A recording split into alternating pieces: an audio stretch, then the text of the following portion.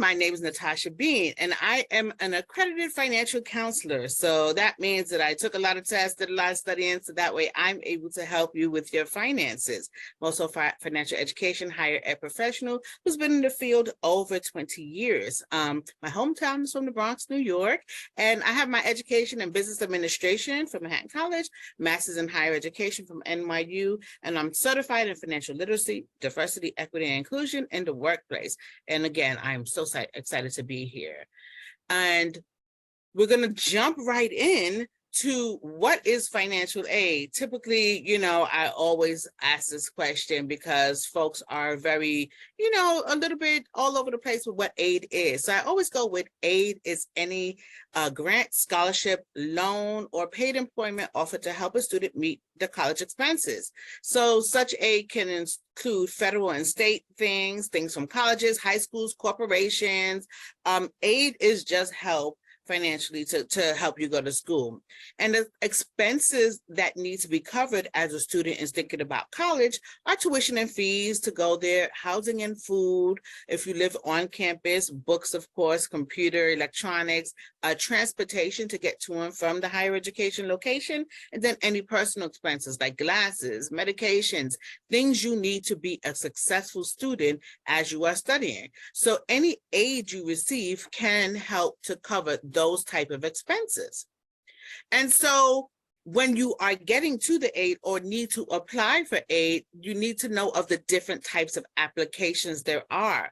You may have heard of some of these. I'm going to quickly go through them so we can get to the scholarship portion, but pretty much the ones that are needed, you need to check with the individual institutions that you will be applying for in order to be eligible to know what is needed for them. So we'll talk about the free application for federal student aid, or the FAFSA form. The key word there is free.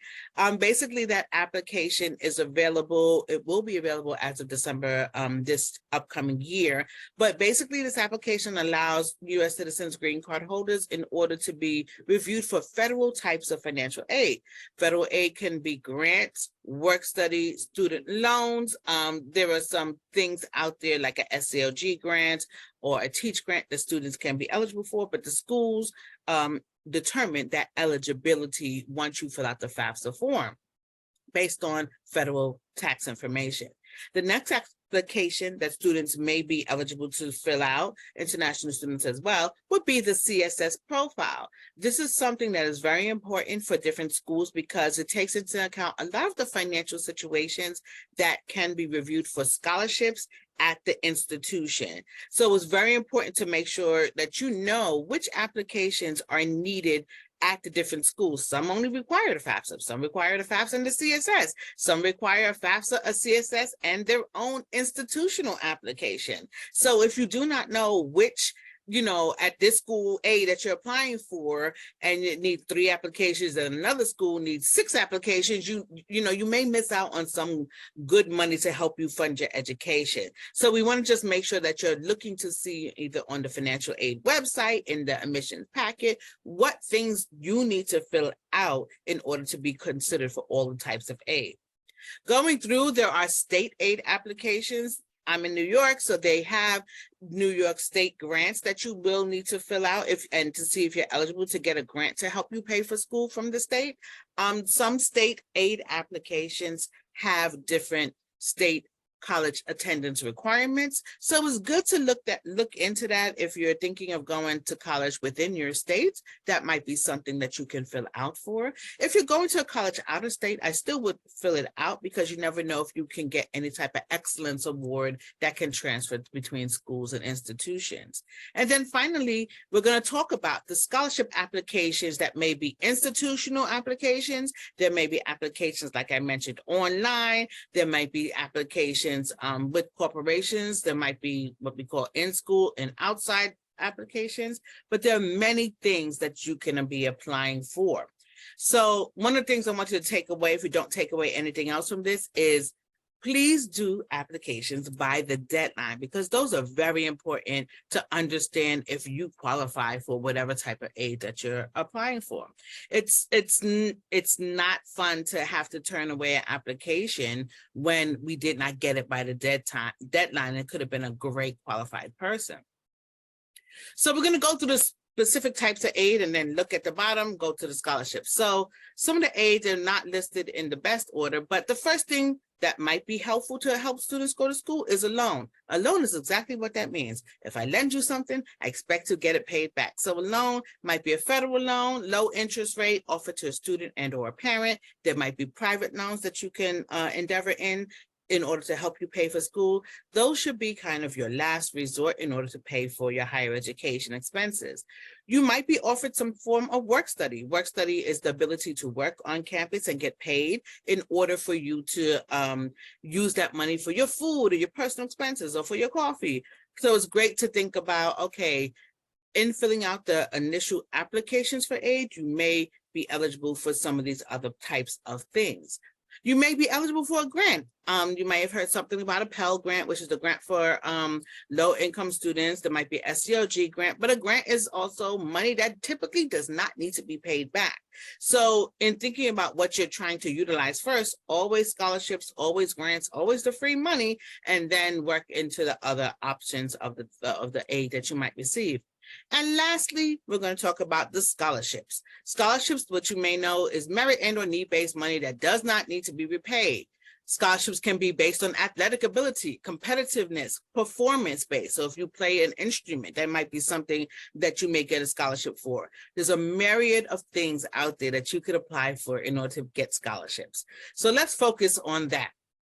Why I am here as a financial education professional is that our financial education is very important. It is possessing the skills and knowledge on financial matters to take active action that best fulfills your personal financial goals. So aid, as I just talked about, is the money given you. I could give you the money, but if I don't teach you how to use the money, that's not saying you're not going to do well with it, but it's best if we teach you how to utilize the aid that we give you. If I give you a loan, if you don't know the interest rate, the payment terms, you know, it may put yourself in a precarious situation when you graduate. If I give you a scholarship, you might need to know, well, what's the GPA requirement? What do I need to do to keep it? Am I going to get it 1 year, 4 years, all the years that I need it? So this is why education, and this is why it's very important to understand financial education, which is also known as financial literacy. And it's good to think about that because we teach you about a whole wealth of things that can help with your college career. So back to the scholarships at hand and what we are here for. I want to give you this statistic as to how many scholarships are left unclaimed each year. Now, the National Scholarship Providers Association reports that as much as $100 million in scholarship go unclaimed each academic year. And that's from various sources. It can be from the institutions, it can be from private scholarship companies that have applications out there. It could be that they did not find the right candidate for the scholarship, but it is something to think about. $100 million in scholarship is a lot of money any way you slice it. And we want to make sure that you get your piece of that. So let's talk about it. What are scholarships? They're money that provides support to help you pay for college. They're scholarships based on your talents, your interests. If you're a left-handed person, there's a Coca-Cola scholarship. There are lots of things that you can be applying for. It might be, too many at this point. The funds are typically free and students don't have to pay back. And it helps you, close the gap. If you get scholarships from a school that you apply for, scholarships maybe from your high school, that go over from your sports association, then there might be some gap that you need to pay. And some students take out a loan, others look for scholarships for that. So remember, the scholarships that you can be applying for have narrowed focus, seeking to reward certain accomplishments. So if you volunteer a lot, if you, work with ROTC, if you actually are a lifeguard, there's scholarships for those things. And they assist folks, again, with school. So it's money for your school-related expenses. I get a lot of students that ask, when should I be applying for scholarships? What's the best time to look for scholarships? And I say, you need to start the process very early. Now, some things you cannot technically apply for until your senior year of high school going into your college career, but we want you to start looking at scholarships even as early as your first year in high school, because it is important to see what is out there. And if there's a scholarship that says, hey, $10,000 per year if you do 30 hours of community service a month, well, you might want to get on doing 30 hours of community service in order to be eligible for that scholarship when it is your time to apply. Similarly, if there's scholarships that are focused on engineering or, computer science or different things, if that is not something that you are, interested in as a student, that is perfectly fine. Those things can be pushed out the way and narrowed down to what you're really focused on. And as students, we have a lot of focuses. Like I have here, do you like to write poetry? There are scholarships for that. Are you into coding? Are you a military connected student? There were lots of different scholarships out there, and there's some links that I will be providing as well. So we want you to start early, as far as looking and researching and seeing what the requirements are. Some scholarships need, references and or endorsements and or transcripts. So we want to make sure that you can get your things together before the deadline, because that is important. Trying to ask folks for, I need 3 recommendations, next week, that might not make it into your scholarship on time. Also, once you are in college, I do suggest that you continually apply for scholarships, because school, tuition, fees, life gets more expensive each year, and we want to make sure that you are covered with the free money, that you can be eligible for. Also, when you get to school, you might change what you initially started out studying, and new scholarship opportunities might open up for you. I started out in education, wanted to be a teacher, and then I turned to business administration, and more things opened up for me because that was more aligned with what I wanted to do. So it is great to kind of start early and start looking at all the things that may interest you. So we're going to go to, how do I find them? Well, what do you do? Like I say, what are your hobbies? What do you like to do now? Do you like to crochet? Do you like to paint? What are the things that you would do for fun? Do you craft? There are hobbies out there for folks who craft. Basically, hone in on your hobbies and start looking for things. And as you see, there's some list of scholarships on the side here, but you could Google them as well. There's like free scholarships or free money for higher education. Those are the best things to start with. What are your talents and skills? If you are into archery, if you are into dancing, if you're into, a spoken word, there are skills that folks will pay in order for you to, study. If you're studying philosophy, there are great scholarships out there. And I think it's important to think about what are your skills and talents. And sometimes things that you're like, oh, I do this all the time, that is a skill that somebody will help fund for you in higher education. So, it might take a minute to list your talents and skills, write them down, speak to somebody in your support network about, what do you think I'm good at? What do you see me doing? I mean, that is just their opinion, but it's something that might make you think a little bit closer, hey, I'm very good at computer. Maybe I could get a scholarships for studying and working in that. Also, I say look everywhere. Leave no stone unturned, no search bar unsearched. Many scholarship search services are free. Never pay for a scholarship search service. Never pay for a scholarship. That defeats the purpose. We want you to make sure that you are accessing the many, many links out here, the many, many scholarships out here. Libraries have databases of them. High schools usually have a coordinator that could help. There are things online, like I have the College Board, collegescholarships.com, finaid.org. There are some search services that have scholarships out here that are for free that you can be looking into. And I say always apply. Do not only apply for the large 25,000, 30,000 scholarships. That's great. That would be wonderful. That would help tremendously. But there are scholarships that are $500. And if you get a few of those, that can help with some books over here. That can help with a plane ticket over here. Keep applying for massive amounts of scholarships for all of the different, denominations, because that can help. When you get 10 little scholarships of $1,000, that is $10,000. So we want to make you think about Every little bit helps reduce other debt that you may have to endeavor in. So if you get scholarships for $2,000, that might reduce you having to take out a loan for $2,000 or having to ask your parent or support network for $2,000. It is really good to look at scholarships and apply for the things that you think that you are eligible for. Now, how do you go about applying? There's clear systems that work, specifically getting organized. If you are not an organized person, this is the time to start.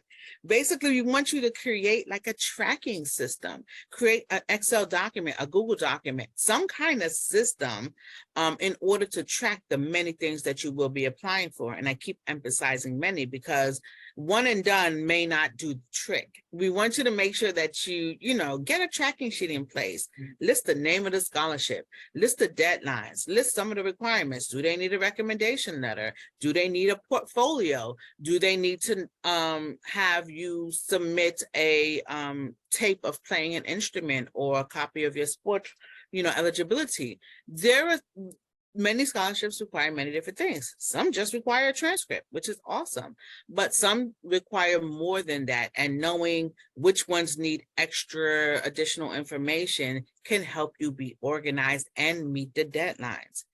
Gather your things and gather your stuff. So again, writing samples that some might be required, like what's an essay that you got a great grade on, that might be utilized for like some kind of writing scholarships. Transcripts, like I said, some might require a certain GPA, some might need to see your course of study over a few years, recommendation letters, things in your portfolio.